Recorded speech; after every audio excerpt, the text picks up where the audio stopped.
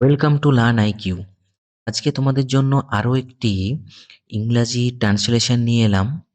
দেখো, এগুলো প্র্যাকটিস করো। এগুলো বিভিন্ন নোবেল থেকে নেওয়া।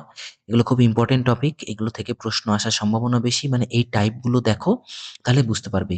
এই প্যাসেজটা সাধারণত পাস্ট টেন্স টাইপে ফলো করছে। ঠিক আছে, তো ভালো করে দেখো। যখন নবকুমারের নিদ্রাভঙ্গ হইল, তখন রজনী গভীর। হোয়েন নবকুমার অ্যাওয়েক, ঠিক আছে, মানে নিদ্রাভঙ্গ হলো মানে জাগলেন, অ্যাওয়েক, তখন রজনী গভীর। The night was fur advance. এখানে দেখো ফার অ্যাডভান্সড, এটাও তোমরা লিখতে পারো, বা এখানে দ্য নাইট ওয়াজ ডিপও লিখতে পারো। ঠিক আছে, এটা ফার অ্যাডভান্সটা বেশি বেটার। দেখো, মনের ভাবটা তোমাদের যত ভালো করে ফুটিয়ে তুলতে পারবে সেটাই আসল। ঠিক আছে, এটার মানে যে পুরোটা আক্ষরিক হতে হবে এটার কোনো ব্যাপার না। হোয়েন, তারপরে দেন দিতে পারো এখানে কমা বাদ দিয়ে। The night was, then the night was, এরকমও দিতে পারো। যাই হোক, তারপর এখনো যে তাহাকে ব্যাঘ্রে হত্যা করে নাই, ইহা তাহার আশ্চর্য বোধ হইল। তোমরা যেটা পড়ছো সেটা সাধুতে পড়ো বা কোনো ভাষাতে পড়ো, সেটা ফ্যাক্ট না, কিন্তু তোমাদের চলিত রূপেই হবে। ইংরেজিতে তো কোনো অসুবিধা নেই। হি ওয়াজ সারপ্রাইজড, দেখো first form, surprise that the tiger had not yet kill him. এইগুলো একটু খেয়াল রাখবে। এখানে had yet not kill him, had not yet kill him, এই জায়গাগুলো একটু খেয়াল রাখবে যাতে ভুল না হয়। ইয়ে, নট ইয়েট কিল হিম। তিনি ইতস্তত নিরীক্ষণ করিয়া দেখিতে লাগিলেন ব্যাঘ্র আসিতেছে কিনা। এখানে দেখো, he hesitantly checked to see, হ্যাঁ, মানে ইতস্তত করে, ঠিক আছে, hesitantly checked to see if the tiger was coming, মানে টাইগার আসছে কিনা, বাঘ আসছে কিনা। অকস্মাৎ বহু দূরে একটি আলোকবর্তিতা দেখতে পাইলেন। এখানে আলোকবর্তিতা মানে যদি বুঝতে না পারো, তার মানে একটা আলো দেখতে পেলেন, বাস। তার মানে হঠাৎ কি দেখতে পেলে, আলো দেখতে পারো।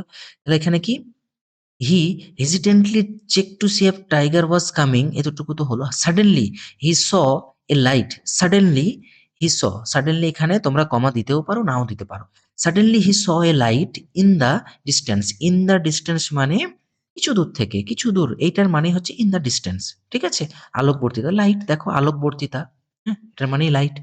পাছে ভ্রম জন্মিয়া থাকে, এজন্য নবকুমার মনোনিবেশ পূর্বক তৎপ্রতি দৃষ্টি করিতে লাগলেন। মানে ভয় যেন, মানে ভ্রম কি ভুল হচ্ছে কিনা, এই জন্য দীর্ঘ আগ্রহে ওটাকে দেখতে লাগলেন। তৎপ্রতি মানে তার দিকে দেখতে লাগলেন, দৃষ্টি। এখানে কিন্তু লুক না, ফিয়ারিং ইট, ফিয়ারিং মানে ভয় পেয়ে, ইট মাইট বি অ্যান ইলুশন, ভ্রম কিনা সেটার জন্য, যে এটা ভয় কিনা সেটার জন্য নবকুমার ফোকাসড হিজ গেজ ইন্টেন্টলি আপন ইট। ইন্টেন্টলি মানে একদম মানে আহ দৃষ্টি করে, তৎপতি একদম নির্দিষ্ট দৃষ্টি, দৃষ্টি, এই যে দৃষ্টি গেজ, এখানে কিন্তু লুক হবে না, গেজ মানে দৃষ্টিপাত করা। ঠিক আছে, এটা যেন খেয়াল থাকে, এগুলো এই সমস্ত জিনিসগুলো একটু মানে খেয়াল রাখতে হবে। তোমরা যেভাবে খুশি টেন্সটাকে একটু ঠিকঠাক থাকলেই তোমাদের নম্বর কিন্তু অতটা কাটবে না। দেখিতে পাইলেন পাছে, আচ্ছা এটা হলো, আলোক পরিধি ক্রমে বর্ধিতয়ান, বর্ধিতয়তন ও উজ্জ্বলতর হইতে লাগিল। মানে আলোক পরিধিটা আস্তে আস্তে বাড়তে লাগলো এবং আরো ব্রাইটনেস হতে লাগলো। আগ্নেয় আলোক বলিয়া Pratiti জন্মালো।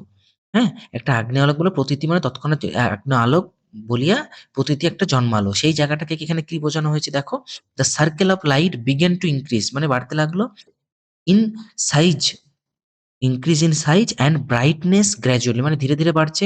The fiery light was born, মানে কি একটা আগ্নেয় গিরি জন্মালো, মানে একটা আগ্নেয় প্রভাব জন্মালো, জন্মাতে যায়, মানে জন্মে উঠলো, এটাই বোঝাতে চেয়েছে।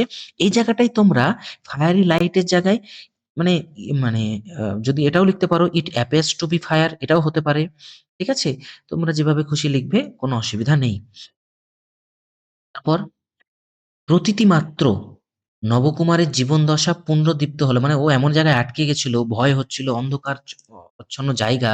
তো এরকম জায়গায় মানে তিনি ভাবছিলেন যে মানে কি করে তার প্রাণ সংশয় এখনো হয়নি।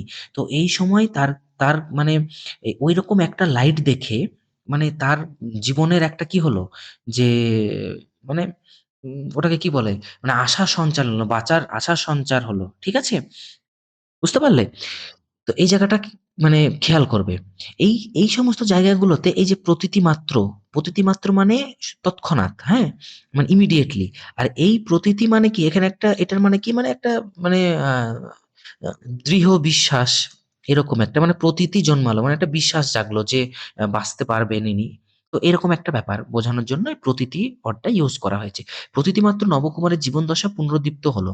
দেখো নবকুমার বা fire life at the realisation, এখানে এট দ্য রিয়ালাইজেশন মানে কি? সঙ্গে, সঙ্গে সে প্রতিটি মাত্র, এটাকেও তোমরা ইমিডিয়েটলিও লিখতে পারো। ঠিক আছে? ইমিডিয়েটলি এটাও লিখতে পারো। ইমিডিয়েটলি নবকুমারস হোপ ফর সারভাইভাল ওয়াজ রিকিন্ডেল। মানে এখানে এটা মানে হচ্ছে পুনরুদ্দীপ্ত। এটাকেও তোমরা অ্যাম রিকিন্ডেল না লিখে রিভাইভও লিখতে পারো। রিভাইভড। তো এটা হচ্ছে মোস্ট অ্যাকুরেট এইজন্য দুটোর মানেই তাই একই। তারপরে দেখো, মানুষ সমাগম ব্যতীত এ আলোকের উৎপত্তি সম্ভবে না।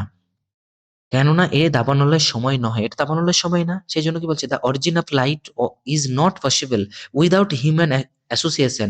এখানে হিউম্যান অ্যাসোসিয়েশন মানুষ সংযোগ ছাড়া এরকম লাইট দেখা যেতে পারে না। তাহলে হিউম্যান প্রেজেন্সও লিখতে পারো। দেখো এটা তোমাদেরকে এই কারণে বলা যে তোমরা মানে যেভাবে খুশি লিখতে পারো, কোনো অসুবিধা নাই। শুধু ভাবটাকে ঠিকঠাক ফুটিয়ে তুলতে পারছো কিনা, যেন তোমাদের গ্রামারটা ঠিকঠাক থাকে। For it was not the season for forest fire মানে কি দাবানল মানে ফর ইট মানে এই সময়টা। হ্যাঁ, তুমি এটা ফর ইট না লিখে এখানে ফুল স্টপ দিয়ে এটাও লিখতে পারো। দেখো এইগুলো একটু বোঝানোর জন্যই আমি বলা যে এখানে সেমিকোলনটাকে তুমি তুলে দিতে পারো। সেমিকোলন তুলে দিয়ে তোমরা আবার করে নতুন একটা সেন্টেন্স লিখতে পারো। Because because this is the time, এই যে দাবানলের সময় this is not the time, sorry, not the time for fire, for fire. এটার মানেই কিন্তু বোঝাচ্ছে যে দাবানল। এখানে ফর ফায়ার বা ফর ফরেস্ট ফায়ার দুটোই লিখতে পারো। এইভাবে যদি তোমরা ভাঙো তাহলেও কিন্তু তোমরা এইভাবে একটা ফুল স্টপ দিয়েও লিখতে পারবে। কোনো অসুবিধা নেই। সেই জন্য বড় সেন্টেন্স গুলোকে ছোট, ছোট করে ভেঙেও লিখতে পারো। এতেও তোমাদের নম্বর কিছুটা কাটা যাবে না। ঠিক আছে?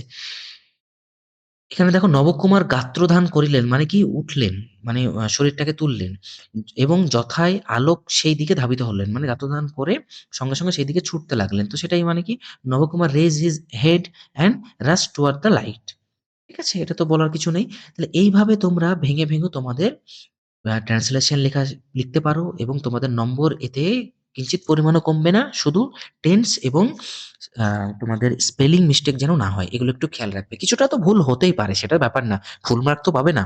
কিন্তু তোমাদের নম্বরটা যতটা ভালো হয় সেটাই তোমরা চেষ্টা করবে। এগুলো প্র্যাকটিস করো। এরকম প্যাটার্নেই আসে প্রশ্ন। এগুলো মানে ইজি টু মডারেট এবং হার্ড লেভেলেই প্র্যাকটিস করানো হচ্ছে যাতে তোমাদের কোনো ভুল না হয়। ঠিক আছে? তো আশা করি তোমাদের ভিডিওটি ভালো লেগেছে। এইরকম ভিডিও আমি আগেও নিয়ে এসেছি। যারা নতুন তারা অবশ্যই আমার চ্যানেলটিকে সাবস্ক্রাইব করো, লাইক করো তোমরা, এবং এই একটা লাইক আমাকে নতুন ভিডিও আনার অনুপ্রেরণা দেয়। ঠিক আছে? Thank you. দেখা হচ্ছে আগামী ভিডিওতে।